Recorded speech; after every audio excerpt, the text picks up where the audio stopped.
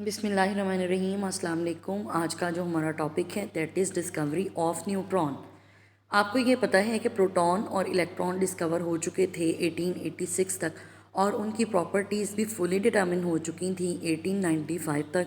और ये बहुत स्ट्रेंज था कि 1932 तक यही कंसीडर किया जाता था कि एटम जो है वो सिर्फ इलेक्ट्रॉन और प्रोटॉन पर मुश्तमिल है। रदरफोर्ड ने इस बात को प्रिडिक्ट किया था कि इस तरह का कोई न्यूट्रल पार्टिकल प्रेजेंट है जिसका मास जो है वो प्रोटॉन के मास के बराबर है और इसके ऊपर कोई चार्ज नहीं है, क्योंकि उसने ये नोटिस किया था कि एटॉमिक मास एटम का सिर्फ इस वजह से एक्सप्लेन नहीं किया जा सकता कि उसके अंदर कोई इस तरह का हैवी पोर्शन प्रेजेंट नहीं है, क्योंकि जो एटम का मास था वो इलेक्ट्रॉन और प्रोटॉन के कलेक्टिव मास से ज़्यादा था। तो एक ऐसा सब एटॉमिक पार्टिकल या आप कह सकते हैं फंडामेंटल पार्टिकल जिसका मास प्रोटॉन के मास के बराबर होगा और जिसके ऊपर कोई चार्ज नहीं होगा उसको आप न्यूट्रॉन कहते हैं। और आपको पता है कि इसका मास जो है वो 1.67 10⁻⁻27 किलोग्राम के बराबर है। जेम्स चैडविक ने डिस्कवर किया था न्यूट्रॉन को 1932 में और इस डिस्कवरी की वजह से उसको 1935 में नोबेल प्राइज़ मिला था। तो जेम्स चैडविक का जो एक्सपेरिमेंट था उसमें उसने क्या किया कि स्ट्रीम ऑफ अल्फ़ा पार्टिकल को प्रोड्यूस किया फ्रॉम पोलोनियम सोर्स और उसको डायरेक्ट किया बेरिलियम के टारगेट के ऊपर। और बेरिलियम का उसने क्या किया था कि एक पीस बेरिलियम मेटल का लिया और ये नोटिस किया कि कुछ पेनिट्रेटिंग रेडिएशंस जो हैं वो प्रोड्यूस होती हैं और इन रेडिएशंस को उसने न्यूट्रॉन का नाम दिया बिकॉज चार्ज डिटेक्टर जो है वो शो कर रहा था इनकी प्रेजेंस। अब इसके अंदर जो बेसिक इक्वेशन इन्वॉल्व है उसमें क्या है कि ये हीलियम का न्यूक्लियाई है और ये बेरिलियम का टारगेट है Be49। इसके ऊपर जाके जब बेरिलियम के पार्टिकल स्ट्राइक करते हैं तो इससे कार्बन प्रोड्यूस होता है और साथ में इसके न्यूट्रॉन जो हैं वो प्रोड्यूस होते हैं और ये न्यूट्रॉन जो हैं दीज आर पेनिट्रेटिंग रेडिएशंस। अब हम इसका एक्सपेरिमेंटल लेआउट देखते हैं कि ये आपके पास जो है वो बेरिलियम का सोर्स है। इसमें से अल्फ़ा पार्टिकल या हीलियम के न्यूक्लियाई प्रोड्यूस होते हैं। ये आपके सामने जो है वो बेरिलियम का टारगेट है। बेरिलियम के टारगेट को जाके ये हिट करते हैं और न्यूक्लियाई चेंज हो जाता है कार्बन के न्यूक्लियस में, साथ में इसके न्यूट्रॉन प्रोड्यूस होते हैं और ये न्यूट्रॉन जब चार्ज डिटेक्टर के पास जो है चार्ज डिटेक्टर इनको कैप्चर करता है और इससे डिफ्लेक्शन शो करता है, यानी कि जितने ज़्यादा न्यूट्रॉन प्रोड्यूस होंगे उतनी ज़्यादा इस नॉब के अंदर जो है वो डिफ्लेक्शन आएगी।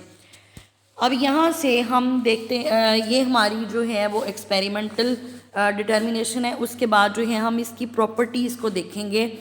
आपको ये अभी मैंने बताया कि जो न्यूट्रॉन्स होते हैं दीज आर पेनिट्रेटिंग रेडिएशंस और ये जो न्यूट्रॉन हैं इनकी डिके होती है। डिके मतलब कि ये ब्रेक डाउन होते हैं, फ्री न्यूट्रॉन जो हैं वो डिके हो जाते हैं। इस तरह से एक प्रोटॉन बनता है और एक जो है वो इलेक्ट्रॉन बनता है और साथ में एक न्यूट्रिनो बनता है।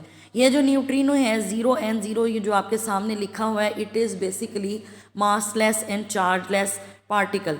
उसके बाद जो इसकी अगली प्रॉपर्टी है कि न्यूट्रॉन जो हैं वो गैसेस को आयोनाइज नहीं कर सकते। हमने इलेक्ट्रॉन के बारे में पढ़ा कि इलेक्ट्रॉन जो हैं वो गैसेस को आयोनाइज कर सकते हैं लेकिन न्यूट्रॉन आयोनाइज नहीं कर सकते। उसके बाद हम बात करेंगे इसकी पेनिट्रेटिंग पावर की कि न्यूट्रॉन्स जो हैं वो हाईली पेनिट्रेटिंग पार्टिकल्स होते हैं।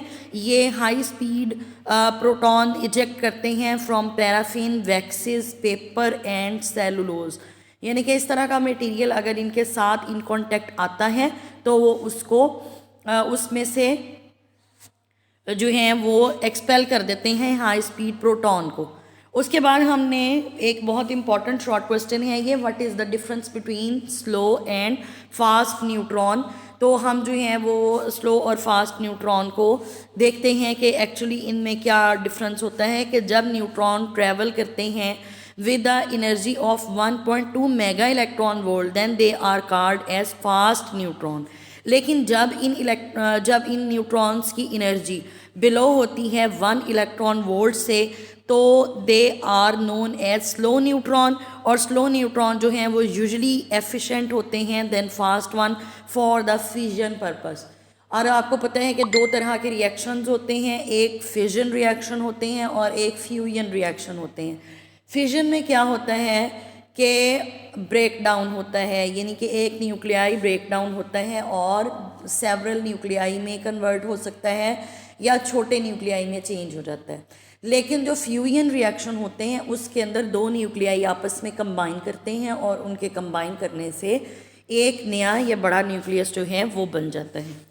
उसके बाद हम बात करेंगे कि जो आपके न्यूट्रॉन हैं इनको प्रोजेक्टाइल के तौर पे यूज़ किया जा सकता है। और प्रोजेक्टाइल एक्चुअली क्या होता है कि जब आप किसी भी पार्टिकल को आप स्लैंटिंग पोजीशन में यूज़ करें, या आप कह सकते हैं कि जब किसी ख़ास एंगल पर उसको किसी चीज़ के ऊपर, किसी न्यूक्लियस के ऊपर बम्बार्ड किया जाता है तो उसको प्रोजेक्टाइल मूवमेंट का नाम देते हैं। When neutron are used as projectile, they can carry out nuclear reaction। और न्यूक्लियर रिएक्शन यहाँ पे आपके सामने जो एग्जांपल दी हुई है दैट इज़ नाइट्रोजन, कि नाइट्रोजन में जब जाके प्रोजेक्टाइल न्यूट्रॉन जो है वो स्ट्राइक करता है तो उससे क्या बनता है, इससे B511 बोरॉन का न्यूक्लियस बनता है और साथ में इसके जो हीलियम का न्यूक्लियस है वो बन जाता है। अब उसके बाद एक और इम्पॉर्टेंट रिएक्शन है, ये भी उसी तरह से है कि किस तरह से ये कन्वर्ट हो जाते हैं, एक न्यूक्लियाई किस तरह से दूसरे न्यूक्लियस के अंदर जो है वो कन्वर्ट हो जाते हैं। लाइक आपने कि न्यूट्रॉन को जब हम प्रोजेक्टाइल के तौर पे यूज़ करते हैं, they can carry out the nuclear reaction. A fast neutron eject करता है अल्फा पार्टिकल्स को from the nucleus of nitrogen atom and boron is produce, जो हमने यहाँ पे देख लिया है।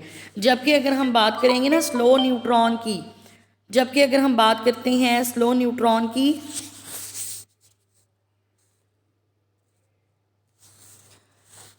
तो इससे स्लो न्यूट्रॉन से कॉपर का न्यूक्लियाई चेंज हो जाता है। न्यूट्रॉन को कैप्चर करने से कॉपर के एक और जो आइसोटोप होता है 2966 में, और इसका यहाँ से मासलेस पार्टिकल या गैमा रेडिएशंस प्रोड्यूस होती हैं और जो कॉपर का न्यूक्लियस है वो कन्वर्ट हो जाता है इलेक्ट्रॉन रिलीज़ करने के बाद जिंक के न्यूक्लियस में।